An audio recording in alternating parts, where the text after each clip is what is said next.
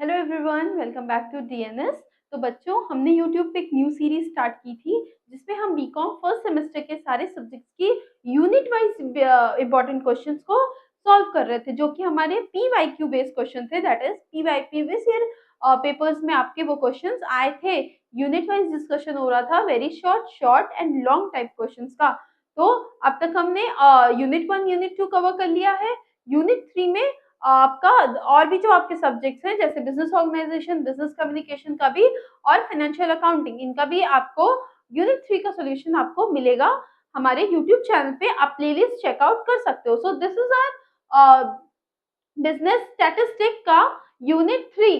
ठीक है, that is very interesting. आपका यूनिट 3 में क्या है बिजनेस स्टैटिस्टिक में? कोरिलेशन। ठीक है, तो आपके पिछले 2-3 सालों में कोरिलेशन से सेमेस्टर एग्जाम्स में, तो कोरिलेशन से जो भी क्वेश्चंस आए हैं, जैसे भी क्वेश्चंस आ सकते हैं, जो भी टॉपिक्स हैं, उसको हम कवर करेंगे। उसका हम वेरी शॉर्ट शॉर्ट और लॉन्ग टाइप क्वेश्चंस को प्रैक्टिस करेंगे, जो कि पीवाईक्यू बेस्ड हैं। और बच्चों, इसी सीरीज में हम कुछ एमसीक्यूज भी सॉल्व कर रहे थे। अगर आपका सेमेस्टर एग्जाम्स एमसीक्यू बेसिस पे होता है तो एमसीक्यू सॉल्यूशंस भी हो रहे हैं यूनिट वाइज। ठीक है, ऐसे हम डिटेल्ड प्रिपरेशन कर रहे हैं हर यूनिट के हिसाब से। चलो, वेरी शॉर्ट या शॉर्ट आंसर टाइप। कभी कभी क्या होता है बच्चों कि आपका आपका कुछ क्वेश्चंस ऐसे होते हैं जो कभी कभी 2 नंबर वाले में भी पूछता है, कभी कभी 5 नंबर वाले में पूछता है। बाकी बच्चों, आप मेरा बिजनेस कम्युनिकेशन, बिजनेस ऑर्गेनाइजेशन वाले वीडियोस लेक्चर्स आप जरूर देखना। मैंने उसमें आपको आंसर राइटिंग, किसने क्वेश्चंस पे कितने मार्क्स पे, सॉरी, कितना टाइम देना है, कैसे क्वेश्चंस को आपको प्रिपेयर करना है, कैसे अपने आंसर्स को प्रेजेंट करना है, ये सारी चीजें भी कवर की है। आई होप जब आप ये लेक्चर देख रहे हो तो आपने वो लेक्चर्स भी जरूर देखे होंगे। So let's start. What is coefficient? ठीक है, तो एक क्वेश्चन है आपका, व्हाट इज कोफिशिएंट। और बच्चों, अगर आप चैनल पे नए हो, ठीक है, या आप बीकॉम फर्स्ट सेमेस्टर के स्टूडेंट हो, तो आप हमारे इस ऐप को डाउनलोड कर लो, डीएनएस एडुकेयर ऐप। इस पे आपको, मैं आपको ये शुरू में ही बता दे रही हूँ ताकि आपके दिमाग में क्लिक आ जाए कि हाँ, ये नोट्स मुझे कहाँ से मिल सकते हैं। बच्चों के दिमाग में अक्सर ये सवाल होते हैं, ये पीछे पढ़ तो लिया, देख तो लिया, पर ये नोट्स कहाँ से मिल सकते हैं। तो हमारे डीएनएस एडुकेयर ऐप को प्ले स्टोर से डाउनलोड करो। वहां बच्चों आप फ्री स्टडी मटेरियल वाले सेक्शन पे क्लिक करो, बीकॉम फर्स्ट सेमेस्टर।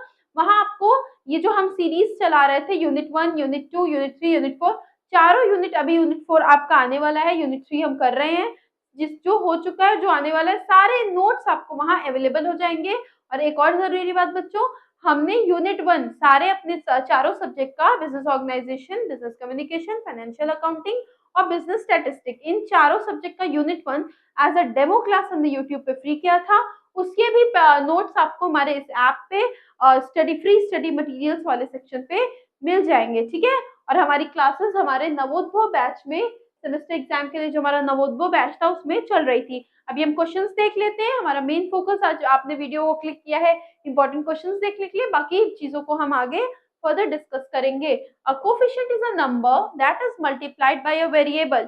कोफिशिएंट एक नंबर होता है जो वेरिएबल से मल्टीप्लाई होता है, variable such as x, y और जेड। ठीक है, that is a number being multiply by variable. एक कोई नंबर, जैसे 2x, 3x, ठीक है, 3y, तो ये चीज बोल रहा है, ये होता है आपका कोफिशिएंट। वो नंबर होता है जो एक वेरिएबल से मल्टीप्लाई किया गया होता है, इज कॉल्ड अ कोफिशिएंट। उसी को हम कोफिशिएंट बोलते हैं।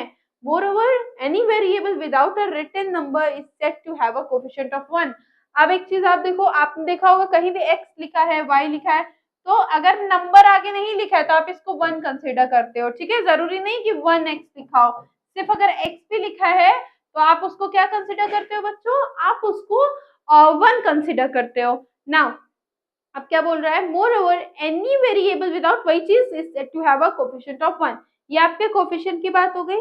आगे देखो, अब कोरिलेशन कोफिशिएंट। ठीक है, हम मैथ्स नहीं पढ़ रहे हैं, we don't have to write the, but मैंने आपको बताने के लिए कि कोफिशिएंट वर्ड का मतलब क्या होता है, मैंने आपको दे दिया कि कोफिशिएंट क्या होता है। मैंने आपको पहले बता दिया कि जो नंबर्स वेरिएबल के से मल्टीप्लाइड होते हैं, दैट इज आवर कोफिशिएंट। ठीक है, चलो, a correlation coefficient is a number between -1 and 1 that tells you the strength and direction of a relationship between variables.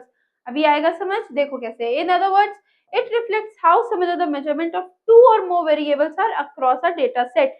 ठीक है, अब ये चीज ये हो रही है बच्चों कि कोरिलेशन क्या होता है, दो वेरिएबल्स के बीच में कितनी वेरिएबल्स के बीच में कितनी रिलेशंस हैं, कितनी सिमिलैरिटीज हैं, कैसे वो कौन किसके चाहे तो पॉजिटिव या तो नेगेटिव एक दूसरे से डिपेंडेंट है, एक के बढ़ने से दूसरा घटता है, दूसरे के बढ़ने से पहला घटता है, जो भी या दोनों साथ में बढ़ते हैं या दोनों साथ में घटते हैं, जो भी चेंजेस आते हैं दोनों दोनों वेरिएबल में, दैट इज अ कोरिलेशन। ठीक है, अभी आगे कोरिलेशन हम पढ़ेंगे, तो कोरिलेशन। ठीक है, तो ये बोल रहा है कि -1 और 1, अभी आगे नीचे देखते हैं,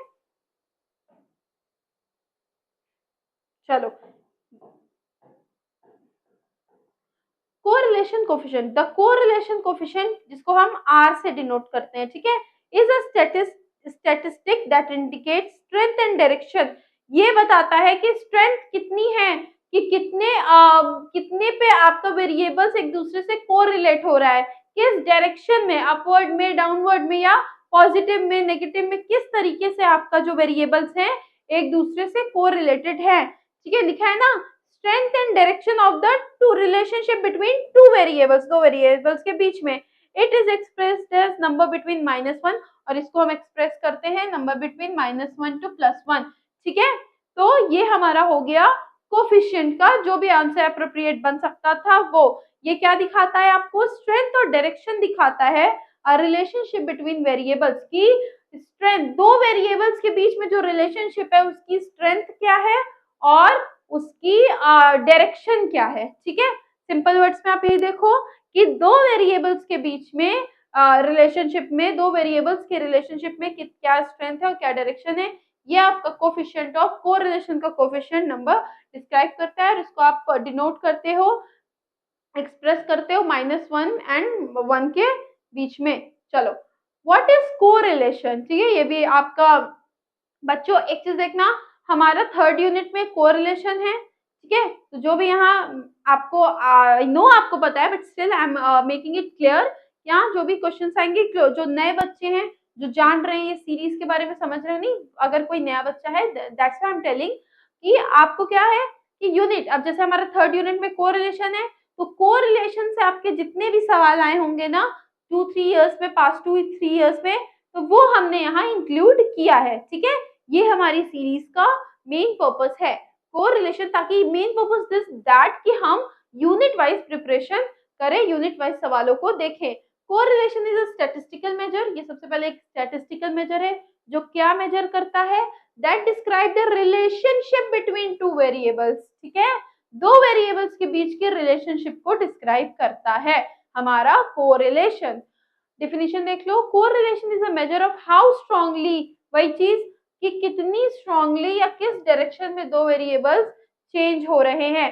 for example demand and price. ठीक है, एक एग्जाम्पल देख लो, डिमांड एंड प्राइस। अब देखो, प्राइस बढ़ता है तो डिमांड घटता है। ठीक है, प्राइस बढ़ता है तो डिमांड घटता है, इन दोनों के बीच में एक नेगेटिव रिलेशनशिप है, इनवर्स रिलेशनशिप। क्या कि एक चीज बढ़ रही है तो दूसरी घट रही है। ठीक है, तो ये आपका हो गया। अब जैसे अगर प्राइस घटती है, प्राइस जब कम होती है तो कहीं ना कहीं डिमांड इंक्रीज हो जाती है, तो इन दोनों के बीच में इनवर्स रिलेशनशिप है, एक बढ़ता है तो दूसरा घटता है, दूसरा बढ़ता है तो पहला घटता है, तो कहीं ना कहीं नेगेटिव है, बट स्टिल दोनों के बीच में रिलेशन तो है, दोनों वेरिएबल के बीच में रिलेशनशिप तो है।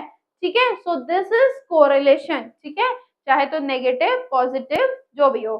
चलो एग्जाम्पल्स ऑफ कोरिलेशन देख लेते हैं, some examples of negative correlation, this is a negative correlation के कुछ examples, the more payments you make on a loan, जितनी payments आप करोगे, आप पैसे दोगे, the less money you own, मतलब उतने पैसे ही है, पैसे जितने देते जाओगे आप दे रहे हो, आपका उतना पैसा आपका कम हो रहा है। ठीक है, the more you work in the office the less time you will spend at home, जितना आप ऑफिस में काम करोगे उतना आप घर पे कम समय बिताओगे, जितना ऑफिस में ज्यादा काम करोगे उतना घर पे कम समय बिताओगे।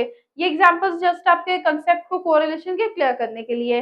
The more employees you hire, जितना एम्प्लॉयज आप हायर करोगे the less available payroll funds you will have, payroll funds जो आपके पास, जो आप पेमेंट्स करते हो एम्प्लॉइज को, वो आपके पास कम होंगे, एक चीज बढ़ी दूसरी चीज घटेगी।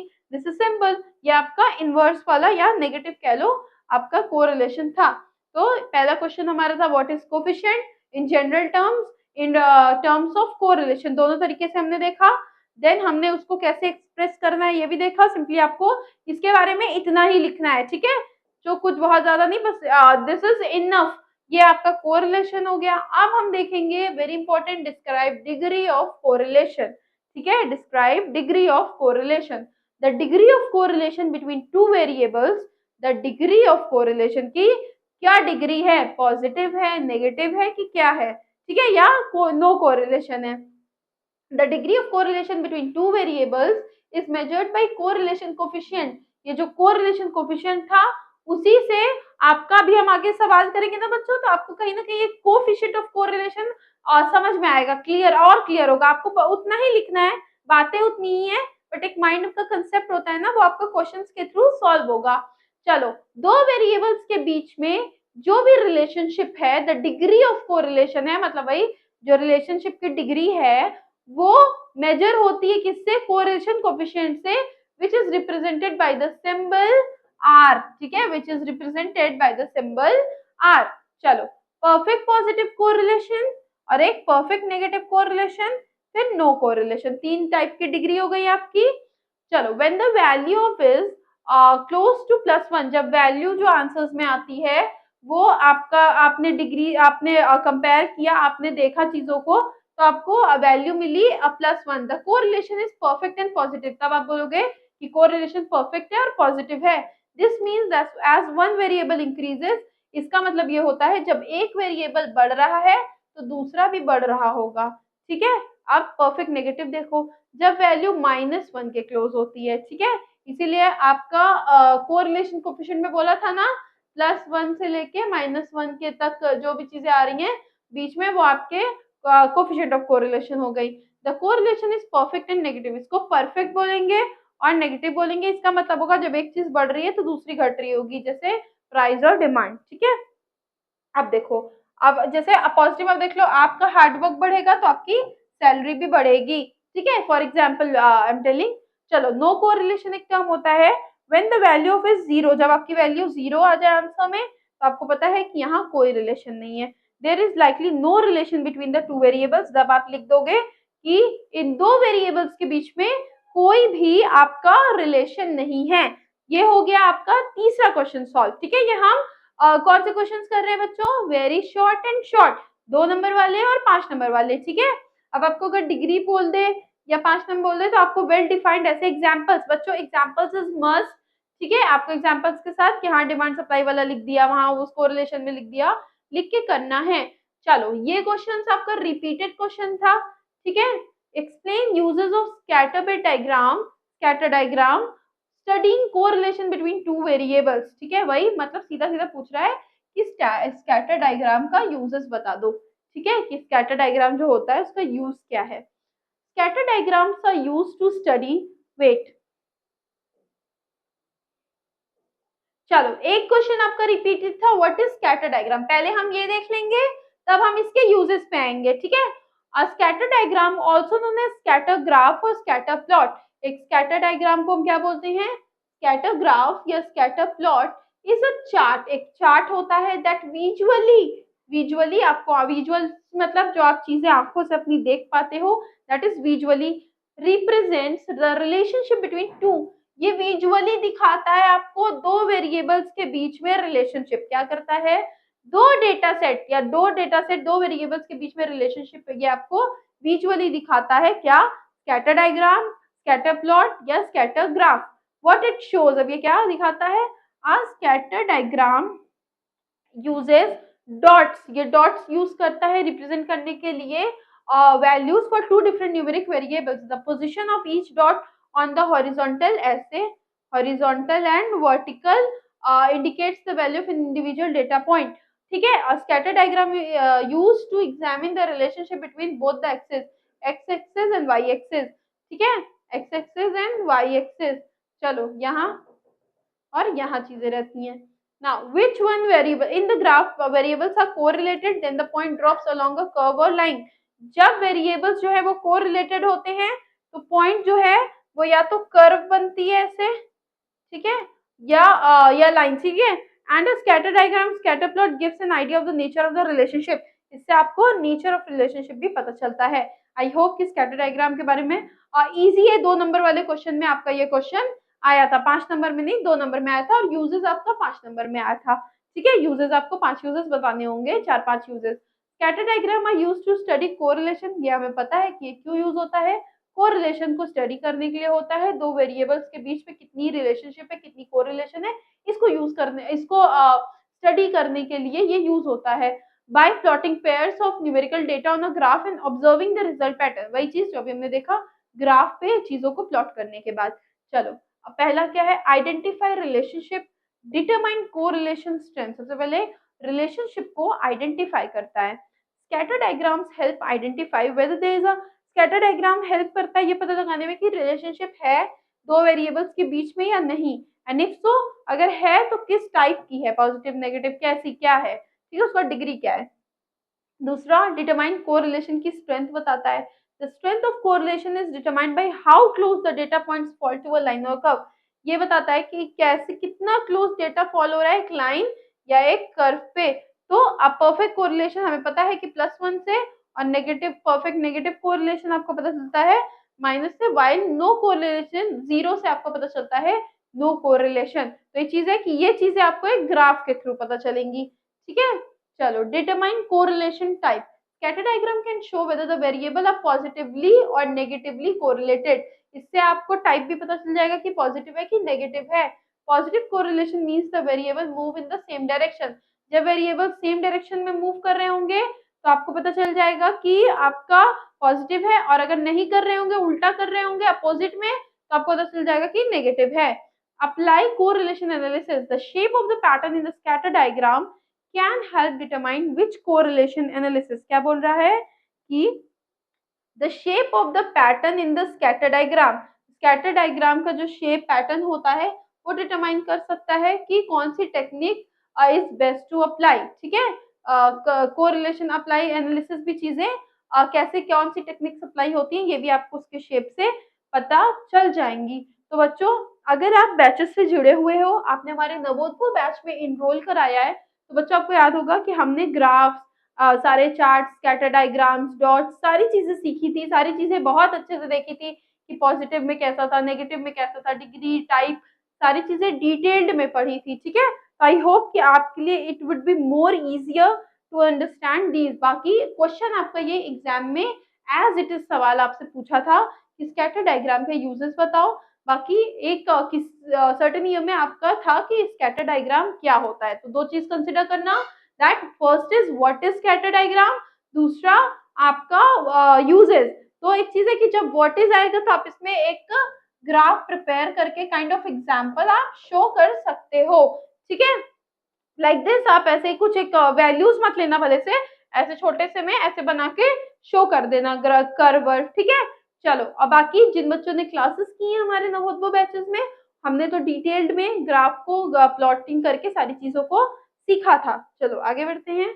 लॉन्ग आंसर टाइप क्वेश्चन, बच्चों अक्सर देखा गया है कि क्वेश्चंस आते हैं आपके शॉर्ट नोट टाइप के, ठीक है। आपके मैं हर सब्जेक्ट की बात कर रही हूँ, चाहे तो बिजनेस ऑर्गेनाइजेशन हो गया, बिजनेस कम्युनिकेशन हो गया, फाइनेंशियल अकाउंटिंग हो गई, उसके आपके क्या आते हैं बच्चों, वो आपका आता है शॉर्ट नोट। आपका शॉर्ट नोट टाइप में आपको कोई एक हेडिंग टॉपिक दे देगा, बोलेगा कि इसका शॉर्ट नोट आप मतलब शॉर्ट नोट इसके ऊपर लिखिए।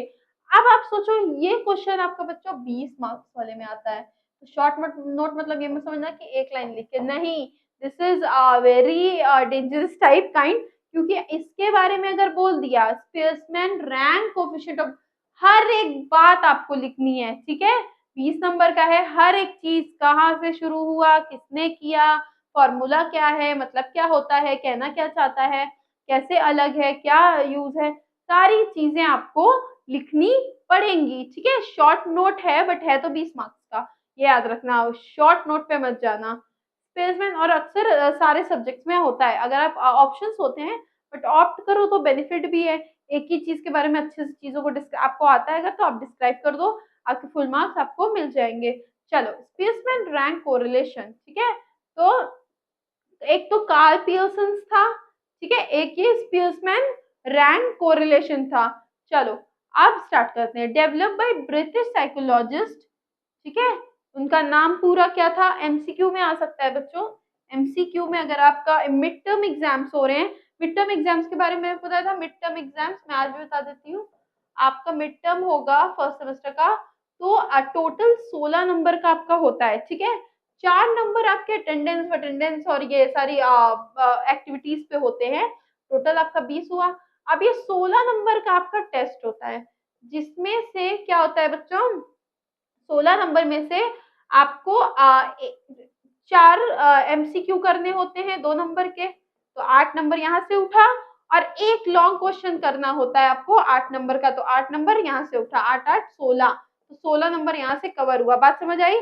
4 आपको एमसीक्यू करने होंगे और एक आपका क्वेश्चन रहेगा, एक क्वेश्चन, 2 क्वेश्चन होगा जिसमें से आपको ऑप्शन होगा कि दोनों में से कोई एक करो, और एक का नंबर होगा 8, मतलब एक सवाल आपका 8 नंबर का होगा, और 4 एमसीक्यूज आपके आएंगे जो कि आपके 2 नंबर के होंगे, तो 8 8 16 ऐसे हुआ। बाकी 4 नंबर आपका अटेंडेंस हो गया, एक्टिविटीज हो गई, एकेडमिक्स हो गए, उस पर आपको 4 नंबर मिलते हैं, ठीक है। तो टोटल आपका इंटरनल 20 नंबर का हुआ।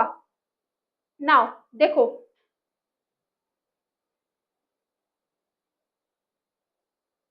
चलो अब क्या बोल रहा है कि आपके ये जो मैं कहना चाह रही हूँ कि जो एमसीक्यूज होते हैं आपके, उसमें क्या होता है कि हाँ, एक चीज और बच्चों, ये 4 नंबर और 5 नंबर मैं आपको बोल गई, 4 नंबर आपके अटेंडेंस एक्टिविटीज पे हुए, 5 नंबर का आपको एक असेसमेंट या प्रोजेक्ट बनाना होता है। ये भी जब इतनी चीजें हुई तो ये भी देख लो, एक प्रोजेक्ट बनाना होता है, टोटल आपका हो जाता है 25 नंबर, और 75 नंबर के आपका पेपर होता है, तो ये हो गया टोटल 100 मार्क्स का आपका हो गया। एक ये काइंड ऑफ पेपर पैटर्न भी हमने देख लिया कि मिड टर्म में कैसे, मिड टर्म में 16 नंबर का आया, जिसमें से 8 नंबर का एमसीक्यू हो गया, 4 एमसीक्यू, 8 नंबर का एक सवाल करना है, 16, 4 आपको अटेंडेंस अटेंडेंस पे मिलता है, और आपके बिहेवियर में जो भी है उसपे 4 नंबर देते हैं आपको प्रोफेसर, 5 नंबर आपका प्रोजेक्ट में मिलता है, टोटल 25 नंबर हुआ, और 75 नंबर का तो आपका पेपर होता है।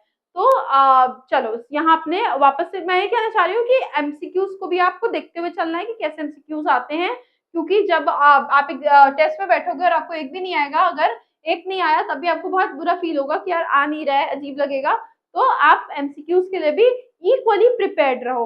और अगर आपका एग्जाम्स एमसीक्यू बेस्ड होता है then it's quite well. Charles Edward Spearman, इनका नाम पूरा आ सकता है आपके एमसीक्यू में, इन 1904, ये भी आपके एमसीक्यू में आ सकता है। इनका पूरा नाम क्या है? Charles Edward Spearman. इनके फॉर्मूले का नाम क्या है? Spaceman rank coefficient of correlation. In this method, various items are assigned ranks according to their characteristic and correlation is computed between these ranks। यहाँ क्या बोल रहा है? इस मेथड में क्या होता है? देखो नाम ही से कि रैंक, तो यहाँ क्या होता है कि हर एक आइटम को कुछ रैंक दे दी जाती है, ठीक है, उसके कैरेक्टरिस्टिक के हिसाब से, उसके फीचर के हिसाब से उसको रैंक दी जाती है। फिर उस इसके बिना पे आपका रैंक को कोरिलेशन को उस रैंक के उसमें बीच में आपके कोरिलेशन को कंप्यूट किया जाता है। आगे क्वेश्चन हम करेंगे। Permit us to correlate two sets of qualitative observations, ठीक है। चलो ये इसका फॉर्मूला है, आर किव is equal to 1 minus 6 summation D square. D square कैसे आएगा पता है बच्चों? डी कैसे आएगा? 2 वेरिएबल है, तो रैंक 1 में से रैंक 2 माइनस करेंगे तो हमारा डी आएगा, फिर डी को हम स्क्वायर कर देंगे तो हमें डी स्क्वायर मिलेगा, फिर पूरे डी स्क्वायर को समेशन कर देंगे तो हमें हमारा फॉर्मूले के हिसाब से समेशन डी स्क्वायर मिल जाएगा। एन हमें पता ही है टोटल नंबर होता है, तो एन का क्यूब करेंगे माइनस एन करेंगे, 6 और -1 ये सब एज इट इज रहेगा। ये फॉर्मूला आपको लर्न करना पड़ेगा, लर्न इट बाय हार्ट, क्योंकि इससे क्वेश्चंस आते हैं। छोटा सा फॉर्मूला है, ये चीजें दोनों आपको पता है, बस -1 6 summation D square upon n cube minus n, इतनी चीजें याद रखो। अब वेयर आर के क्या होता है? Coefficient of rank. अच्छा बच्चों, जब भी आप कोई भी फॉर्मूला लिखो, ठीक है, किसी का भी कोई फॉर्मूला लिखो, तो इट इज इम्पोर्टेंट कि आप उसको ऐसे डिफाइन करो कि जहां आर के क्या है? कोफिशिएंट ऑफ रैंक कोरिलेशन है, ठीक है, सॉरी, समेशन डी स्क्वायर क्या है? Sum of square of rank. देखो वही चीज है ना, sum of square of rank differences बोला है। जैसे मैंने आपको बताया कि R1 माइनस R2 था, ये इज इक्वल टू डी होता है। फिर इसको हम स्क्वायर कर देंगे तो हमें डी स्क्वायर मिल जाएगा। फिर इन पूरे को डी स्क्वायर को प्लस कर देंगे तो हमें समेशन डी स्क्वायर मिल जाएगा। ठीक है, चलो spaceman rank coefficient of core, मतलब वही चीजें हैं, ये हेडिंग आएगी। ठीक है, वही मतलब उसके बारे में आगे हम, क्योंकि शॉर्ट नोट लिखना है तो ज्यादा चीजों को कवर करेंगे। एन मतलब नंबर ऑफ पेयर ऑफ, मतलब कितनी ऑब्जर्वेशन है, टोटल नंबर ऑफ ऑब्जर्वेशन। ठीक है, तो जब भी आपको फॉर्मूले वाले कहीं भी लिखो तब उसको वेल डिफाइंड करो कि उस फॉर्मूले में किस वर्ड का मतलब क्या है, किस वर्ड का मतलब क्या है। when quantification of variables become difficult such as कुछ हाँ, एक बच्चों एमसीक्यूज में आपको पूछ सकता है कि क्वांटिटी मतलब सॉरी क्वालिटिफिकेशन, जहाँ क्वालिटी होती है, क्वालिटी को कैसे आप कंपेयर करते हो। ठीक है, तो ये आपको याद आना चाहिए, जहाँ क्वांटिफिकेशन की बात हो रही हो वहां आपका स्पेसमैन का रैंक कोफिशिएंट ऑफ कोरिलेशन आएगा। डिफिकल्ट जैसे ब्यूटी हो गई फीमेल की, लीडरशिप एबिलिटी हो गई, नॉलेज हो गया etcetera, then this method of rank correlation is useful. इन सारी चीजों में जो क्वांटिटी नहीं है, जिसकी कोई नंबर्स में काउंटेबल नहीं है, इन चीजों को मेजर करने के लिए आपको ये रैंक स्पेसमैन का रैंक को यूज करना पड़ता है। Develop by British psychologist Charles Edward Spearman in 1904। ठीक है, चलो in this method ranks are allotted, ये हम देख लिया हमने पहले भी। इस मेथड में रैंक्स अलॉटेड होती हैं एलिमेंट्स को उनके या तो दिस इज इम्पोर्टेंट, या तो असेंडिंग या तो डिसेंडिंग ऑर्डर में, उनके कैरेक्टरिस्टिक के हिसाब से। The correlation coefficient between these allotted two series of rank is popularly called as Spearman rank correlation and denoted by R. To find out correlation under this method, the following formula is used. Again देखो बच्चों चीजें वही हैं, यहाँ तक हमने देख लिया है। ठीक है, अब देखो ये कुछ बच्चों वो है आपका उसके बारे में नोट्स लिखना था, तो हम स्पेसमैन के correlation of coefficient of correlation के बारे में जो कुछ भी जानते हैं फ्रॉम पॉइंट 1 टू पॉइंट 100, जो भी चीज जानते हैं we have to write it all. ठीक है, in case of tie in ranks, अब बोला है जब टाई हो जाता है रैंक्स में, मतलब दो रैंक्स इक्वल आ रही है। ठीक है, in some cases it may be possible that it becomes necessary to assign same rank to two or more elements, जैसे दो या दो से ज्यादा एलिमेंट्स को सेम रैंक देनी हो। In such situation it is customary to give each individual or entry average rank. For example तब आपको एवरेज रैंक, जब जैसे आपका जैसे 6 है और 6 है, इसकी भी रैंक 2 है, ये देखो नंबर है आपका, ये आपकी रैंक है, इसकी भी रैंक 2 है, इसकी भी रैंक 2 है। जब दो या दो से ज्यादा नंबर्स को वैल्यूज को सेम रैंक देनी होती है तो क्या आप एवरेज निकालते हो। ठीक है, जैसे देखो if two individuals are ranked equal to 5th place, अगर दो इंडिविजुअल्स जो है वो 5th प्लेस पे है, then both of them are allotted with the common rank. जब दोनों को या तो एक 5th पे आता तो अगला 6th पे आता, तो 5 6 को प्लस करके 2 से डिवाइड कर देंगे 5.5, एंड इफ 3 अगर हो जाएंगे तो 5, तीसरा क्या आता 7th आता, तो इन तीनों को प्लस करके 3 से डिवाइड करेंगे। 3 में तीन वेरिएबल्स हैं तो 3 से डिवाइड करेंगे। ठीक है, 6 आया, it means where two or more individuals are to be ranked, the rank assigned for the purpose of calculating is the average of these ranks with, वही चीज बोल रहा है, यही बातें लिखी हुई हैं।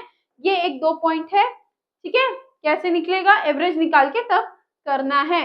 और जैसे यहाँ था तो हम क्या करते 2 + 3 करके 2 से डिवाइड कर देते। ठीक है, ऐसे कर देते हम। चलो आगे बढ़ते हैं। When equal ranks are assigned to some entries, an adjustment factor is to be added to the value of 6 summation d square in the above formula for calculating the rank coefficient correlation. This adjustment factor is to be added for every repetition of rank. अब बोल रहा है कि वही चीज दूसरी तरीके से आपको दे दी गई है, बता रहा है कि यहाँ जब दो इक्वल रैंक्स होती हैं तो क्या होता है, एडजस्टमेंट फैक्टर्स भी लगा के उस तरीके से भी होता है, इस तरीके से भी होता है, बस इतनी सी बात है। 1/12 m1 cube minus m1, where m is number of item whose ranks are common. For example, if a particular rank is repeated 2 times, अगर कोई रैंक 2 बार रिपीट हुई है तो m आपका इज इक्वल टू 2 हो जाएगा। m it repeat 3 times, then m is equal to 3 and so on. Hence the above formula can be rewritten as follows. above formula ऐसे लिखाएगा, देखो सब कुछ same, r 1 - 6 + 6 summation d square plus, बस इस चीज को पुट कर दो। ठीक है, फिर दूसरे के लिए, फिर तीसरे के लिए, और नीचे का फॉर्मूला सेम रहेगा n स्क्वायर माइनस n। ठीक है, ये हो गया। बाकी बच्चों इस वे में ज्यादा प्रेफर, दोनों चीज एक ही बात कही गई, मतलब सॉरी एक ही चीजों के लिए दो तरीके दिए हुए हैं, but this one is comparatively more easier. तो आप अपने नोट्स में इसको चाहे तो इंक्लूड करो, चाहे तो ना करो। ठीक है, अब ये देख लो, when statistical series in which the variable in the study are not capable.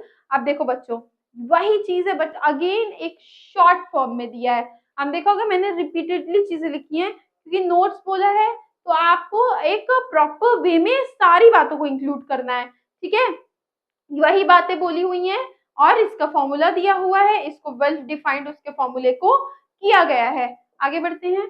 अब देखो कुछ हमारे, अब क्वेश्चन नंबर 2 पर आते हैं। क्वेश्चन नंबर 1 था कि स्पेसमैन पे एक शॉर्ट नोट लिखना है। नोट आपने लिख लिया, फॉर्मूला लिख लिया, फॉर्मूला को डिफाइन कर दिया, क्या होता है, किसने दिया है, कब दिया है, इक्वल रैंक रहती है तो क्या होता है। और हाँ बच्चों, आपने क्लासेस अगर की है, अगेन आई एम टेलिंग, आपने क्लासेस की है तो मैंने वहाँ स्पेसमैन वाली चीजें डिटेल में बताई थी। यहाँ हमारा मेन फोकस है कि सवाल कैसे आते हैं। ठीक है, बट डिटेल स्टडी हमने हमारे बैच में किया है। और अगर आप चैनल पे नए हो या आपका अभी बीकॉम फर्स्ट सेमेस्टर में एडमिशन हुआ है तो बच्चों आप जान लो कि हमारा एक ऑनलाइन कोर्स चल रहा है, नवोदय बैच है हमारा, जिसमें हम बीकॉम फर्स्ट सेमेस्टर के सारे सब्जेक्ट की प्रिपरेशन करा रहे हैं। जैसा कि मैं आप स्टार्टिंग में भी आपको बताती हुई आई हूँ, जहाँ आपको ऑनलाइन इंटरेक्टिव क्लासेस मिलेंगी, लाइव डाउट क्लासेस होंगी, हैंड रिटन नोट्स आपके सिलेबस के हर टॉपिक के अकॉर्डिंग आपको हैंड रिटन नोट्स प्रोवाइड किया जाएगा, previous year questions paper solve कराए जाएंगे, वन शॉट रिवीजन होगा यूनिट वाइज। ठीक है, एंड 1-to-1 मेंटरशिप प्रोग्राम होगा। बच्चों इस कोर्स की ड्यूरेशन 3 मंथ्स है एंड वैलिडिटी इज 1 ईयर। अब आप सोच रहे होंगे कि वैलिडिटी 1 ईयर क्या, मतलब बच्चों अभी आप फर्स्ट सेमेस्टर, अगर आप एमजी के वीपी महात्मा गांधी काशी विद्यापीठ या उससे एफिलेटेड कॉलेजेस में हो तो बच्चों विद्यापीठ में जैसे आपके 3 मेजर सब्जेक्ट्स हैं, बिजनेस कम्युनिकेशन, बिजनेस ऑर्गेनाइजेशन और आपका बिजनेस स्टैटिस्टिक्स। ठीक है बच्चों, तो फाइनेंशियल अकाउंटिंग एक सब्जेक्ट की प्रिपरेशन हमने इसमें की है जो कि विद्यापीठ में सेकेंड सेमेस्टर में है। तो बच्चों जब आप आपकी वैलिडिटी, मतलब इस कोर्स का एक्सेस आपके पास 1 साल तक रहेगा। आप 6 महीने बाद सेकेंड सेमेस्टर में जाओगे तो इस कोर्स में से आप अपने फाइनेंशियल अकाउंटिंग की भी प्रिपरेशन डिटेल्ड वे में कर सकते हो। तो कहीं ना कहीं ये आपके फर्स्ट सेमेस्टर के सारे सब्जेक्ट्स को कवर कर रहा है। और अगर आप एमजी के वीपी में हो या उससे एफिलिएटेड कॉलेजेस में हो तो ये आपके सेकेंड सेमेस्टर के एक सब्जेक्ट को भी कवर कर रहा है। इस कोर्स का ऑफर प्राइस 1250 है, वन टाइम पेमेंट, बस इतना पेमेंट करके आप अपने चारों सब्जेक्ट्स की प्रिपरेशन कर सकते हो। उससे रिलेटेड जो भी चीजें आपके आएंगी, आपको नीड पड़ेंगी, वो सारी चीजें आपको यहाँ डिटेल्ड में बताई जाएंगी। इस कोर्स में इनरोल कराने के लिए अगेन वही हमारा डीएनएस एडुकेयर ऐप को आप प्ले स्टोर से डाउनलोड कर लो, जिसका जैसे मैंने आपको, और इनकेस आपको पीडीएफ चाहिए, आपको नोट्स चाहिए, देन ऑल्सो इस ऐप को डाउनलोड करके वहां से आप नोट्स को अवेल कर सकते हो। वहाँ वेल डिफाइंड नोट्स अवेलेबल हैं। तो बच्चों आई होप कि मैंने आपको सब कुछ बता दिया और इससे बैच से रिलेटेड, कोर्स से रिलेटेड, आपके एग्जाम से रिलेटेड, आपके सब्जेक्ट्स से रिलेटेड कोई भी क्वेरी हो तो आप हमारे इस नंबर पे कांटेक्ट करके अपनी क्वेरीज को रिजॉल्व कर सकते हो। तो ये तो हो गई हमारे बैच की बात उन बच्चों के लिए जो नए हैं। ठीक है, क्योंकि हमने यहाँ डिटेल में सारी चीजों को कवर अप किया है। This is a just question series. अब देखो ये क्या बोल रहा है, calculate the correlation coefficient between x and y. बोल रहा है कि एक्स एंड वाई के बीच में कोरिलेशन कोफिशिएंट को कैलकुलेट करो ऑन देयर रिलेशनशिप। ठीक है, तो एक्स हमारा क्या दिया हुआ है बच्चों, I hope it is visible. X हमारा मैं लिख देती हूँ, एक्स हमारा दिया हुआ है -3, -2। चलो पेन का कलर चेंज करते हैं, बहुत देर से ही है। चलो एक्स हो गया -3, -2, -1, 1, 2, 3। ठीक है, y हमारा क्या हो गया बच्चों, 9, 4, 1, 1, 4, 9। तो x की वैल्यू ये हो गई, y की वैल्यू हमारी ये हो गई। ठीक है, it's kind of blur, that's why I have written it. ठीक है, मैंने खुद लिख दिया इसीलिए। चलो अब ये आपका आया सॉल्यूशन। ठीक है, तो आपका x दिया हुआ था क्वेश्चन में। ठीक है, x दिया हुआ था -3, -2, -1, 1, 2, 3। y दिया हुआ था 9, 4, 1, 1, 4, 9। अब आपका देखो बच्चों, आपका एक फॉर्मूला आपका ये होता है, आपने कार्ल पियर्सन वाला पढ़ा होगा तो उसका फॉर्मूला ये होता है। ठीक है, summation x into y, summation y upon n। ठीक है, ये आपका फॉर्मूला होता है। अब आपको पता है कि आपको एक्स स्क्वायर चाहिए और वाई स्क्वायर चाहिए, तो एक्स का स्क्वायर और वाई का स्क्वायर निकाल लो। फिर एक्स वाई चाहिए आपको तो एक्स वाई, इससे इसको मल्टीप्लाई कर लो। तो आपको एक्स स्क्वायर मिल गया, वाई स्क्वायर मिल गया, एक्स वाई मिल गया। आप बस वैल्यूज को पुट कर दो, ठीक है। तो आपका समेशन एक्स स्क्वायर, इस एक्स स्क्वायर को समेशन करोगे बच्चों तो 28 आएगा, 28 28 लिख दिया आपने। समेशन एक्स स्क्वायर आपका आया 0 का स्क्वायर आ जाएगा। अब ये आपका एक्स स्क्वायर का आप समेशन करोगे तो सॉरी एक्स का समेशन करोगे तो देन इसको सॉल्व करोगे तो आपका कोरिलेशन कोएफिशिएंट 0 आएगा। दैट मीन्स कि there is no linear correlation between the two variables x and y, ठीक है, आर अनकरेक्ट, मतलब दोनों के बीच में कोई भी कोरिलेशन नहीं है क्योंकि आंसर आपका क्या आया, 0 आया। अभी बच्चों ये आपने बस ये देख लो कि कैसे कैसे क्या चाहिए, बाकी फॉर्मूला आगे क्वेश्चंस हैं उसमें क्लियरली डिटेल्ड में और करेक्ट वे में है। Calculate correlation coefficient between x and y and comment on their relationship. यहाँ क्वेश्चन में क्या बोल रहा है बच्चों कि उनकी रिलेशनशिप पे कमेंट करना है, आपको बताना है कि क्या रिलेशनशिप है। एक्स और वाई 1 3 4 5 7 8 2 6 8 10 14 16, ठीक है, ये आपका एक्स वाई हो गया। आगे बढ़ते हैं। अब देखो यहाँ आपको रैंक्स निकालनी है, ठीक है बच्चों, मे बी आपके क्वेश्चंस में क्लियरली डिफाइंड हो या नहीं हो। एक्स आपका देख लिया आपने क्या है 1 2 3 4 5 6 7 8, ठीक है, मतलब एन आपका कितना है इज इक्वल टू 8 है, ठीक है। R1 आपकी क्या है 6 5, देखो बच्चों यहाँ क्या लिखा हुआ था, कैलकुलेट द कोरिलेशन, ठीक है, यहाँ आपका था wait,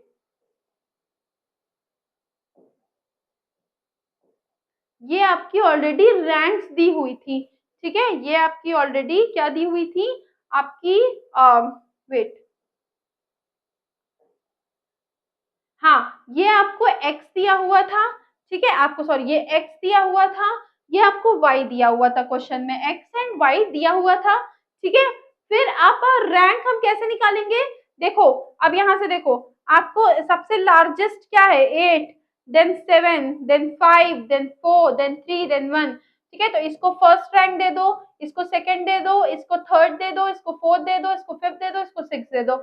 I hope it is clear कि नंबर जो भी एक्स आपके पास वैल्यूज हैं ये रैंक 1 R1 है, तो जो सबसे लार्जेस्ट है उसको 1 2 या डिसेंडिंग छोटे को 1 दे सकते हो, सबसे बड़े को लास्ट दे सकते हो, बट कभी कंसिडर कि सबसे बड़े वाले नंबर को आप फर्स्ट रैंक दो। फिर ऐसे ही y को भी रैंक दे दो, देखो सबसे बड़ा 16 है, फिर 14 है, फिर 10 है, फिर 8 है, फिर 6 है, फिर 2 है, तो 1 2 3 4 5 6 ऐसे आपने रैंक्स दे दी।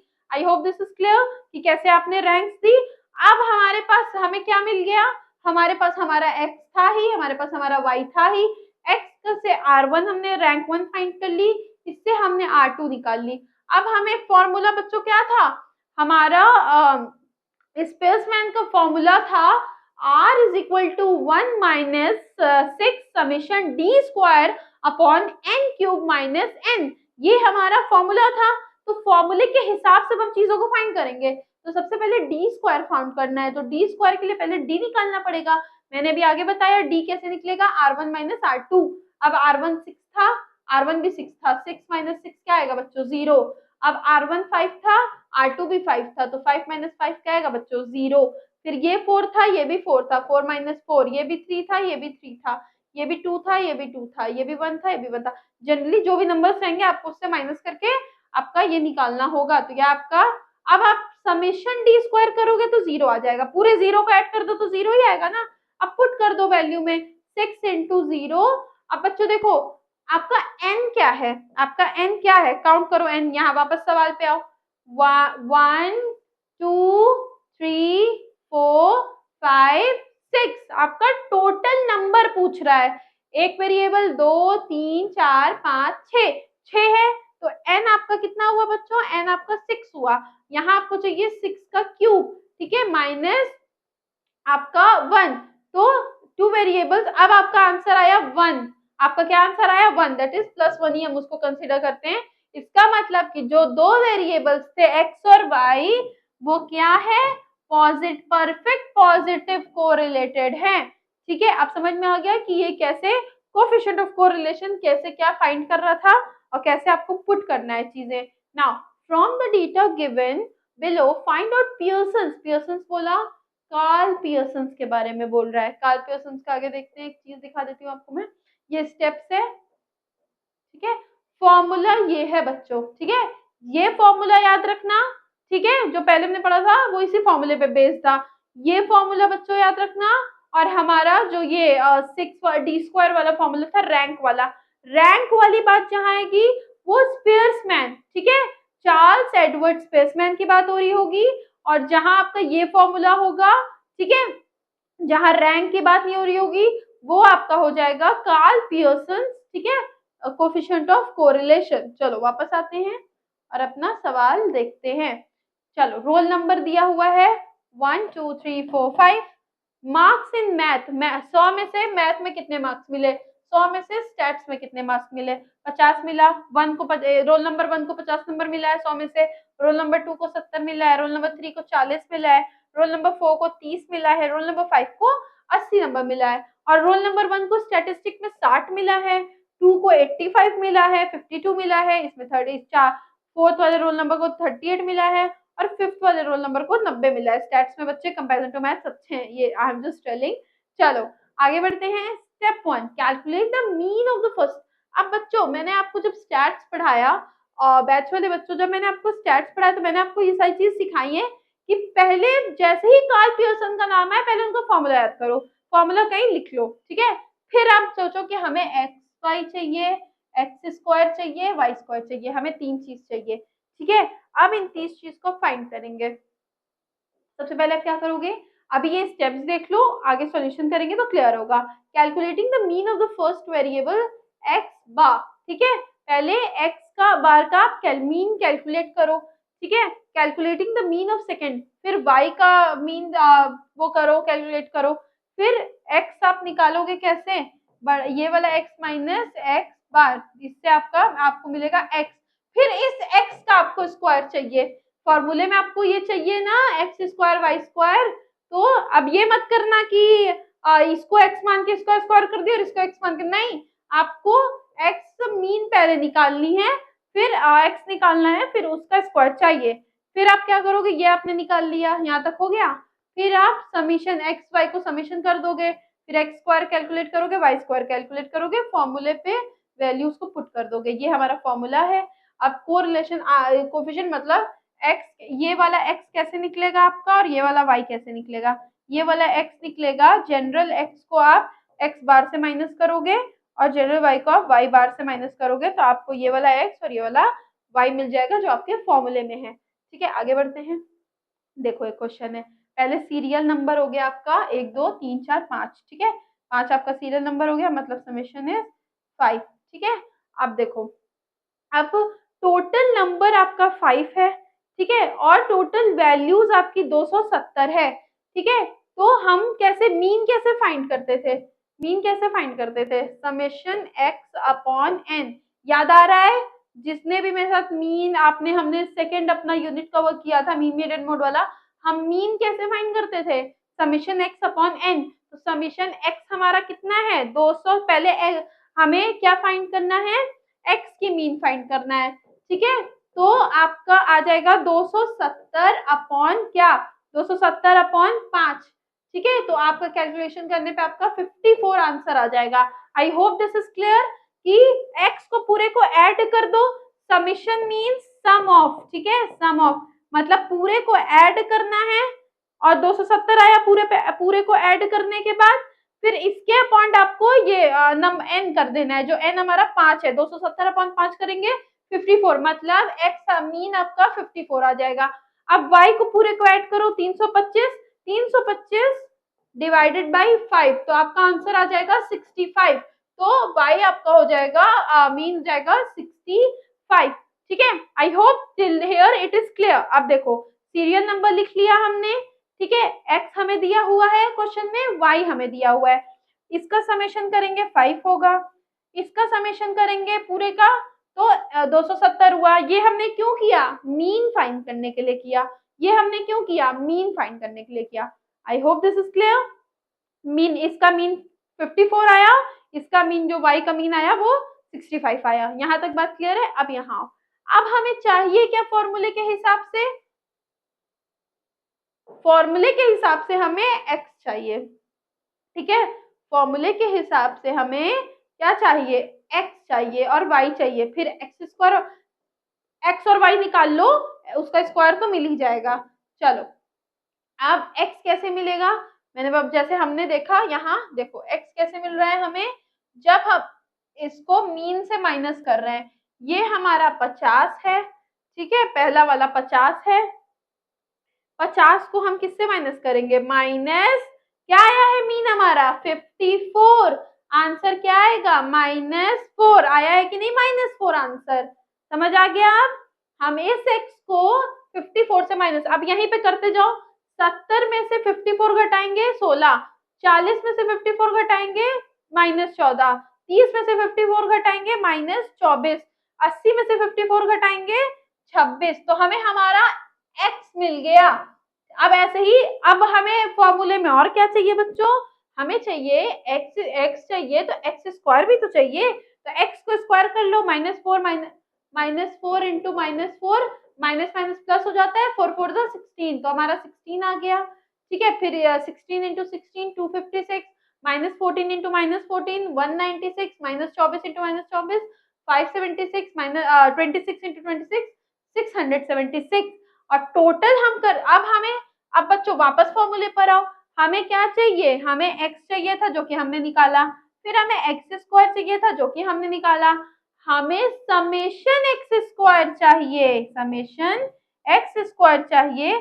तो अब जो x स्क्वायर आपने निकाला है उसको पूरे को ऐड कर दो, 1720 आपका समेशन x स्क्वायर आ जाएगा बच्चों। ऐसे ही आपको ये y हमने निकाला था, जैसे देखो y 60 था, 60 में से 65 को माइनस करेंगे तो -5 आया, 85 में से 65 माइनस करेंगे तो 20 आया। आई होप ये समझ में आ रहा है कैसे आया, y आपका कैसे आया, y का स्क्वायर कर दो, -5 -5 इंटू -5 इंटू -5 आपका हो जाएगा +25 माइनस माइनस प्लस 5 5 जा 25, तो ये आपको y स्क्वायर 25 आया 400, टोटल आया 1948 रुपीज आपका आ गया आंसर इसका y स्क्वायर। मतलब अब तक आपको क्या पता चल गया है, सीरियल नंबर दिया हुआ था, n दिया हुआ था 5, x दिया हुआ था, y दिया हुआ था, x आपने निकाला, x स्क्वायर किया, y निकाला, y स्क्वायर किया, उससे पहले आपने दोनों का मीन निकाला था, मीन के बाद आपने x कैसे निकाला, क्योंकि ये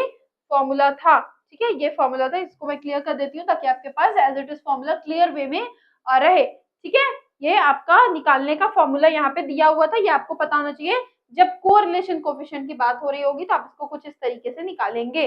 ठीक है, अब हमें बच्चों गौर से देखो, हमें एक्स वाई भी तो चाहिए था।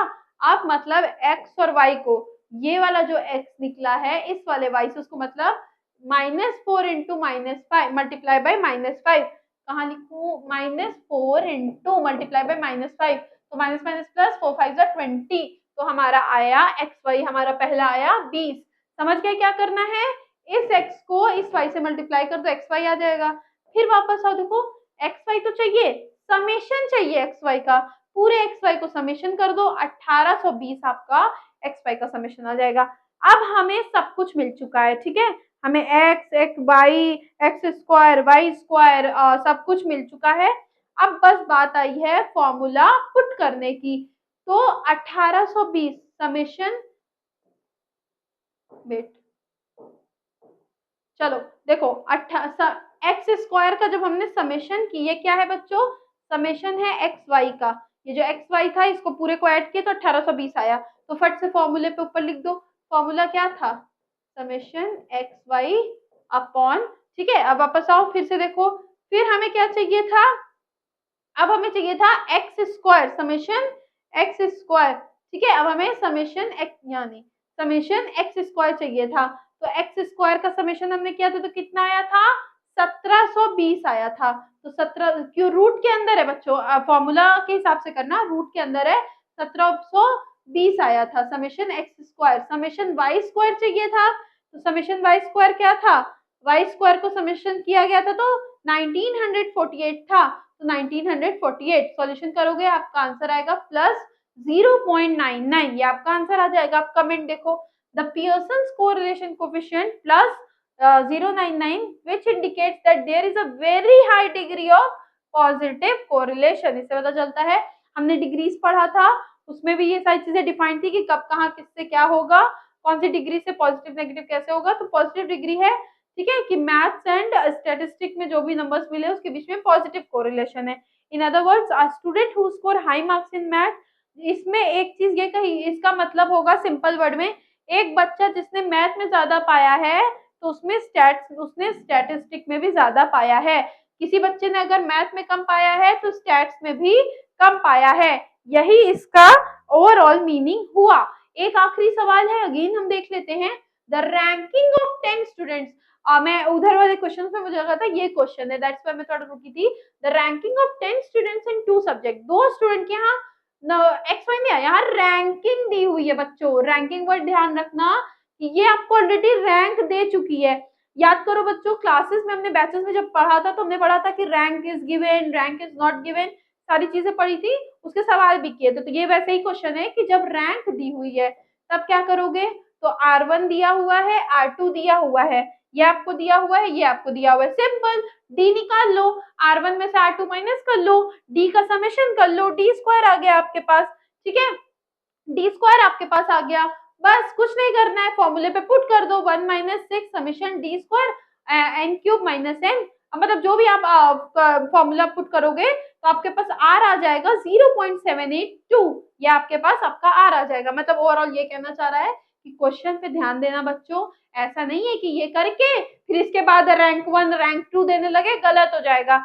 यही रैंक है, क्वेश्चन बोलता है कि the ranking of 10 student in 2 subjects A and B are given below. ये सवाल आपको ये समझाना, ऐसी भी क्वेश्चंस आते हैं रैंक जहां गिवन होती है, कभी कभी बच्चे खुशी में 6 लिख के फिर 5 3 10, अब देख लिए कि इनमें से सबसे बड़ा 10 है तो 10 को 1 रैंक दे दे, नहीं, दिस इज रॉन्ग, ये ऑलरेडी रैंक ही दी हुई है। इस सवाल से आपको क्लिक करेगा माइंड में कि क्वेश्चन में आपको एग्जाम में आपको देखना है कि रैंक दी हुई है कि नंबर्स दिए हुए हैं।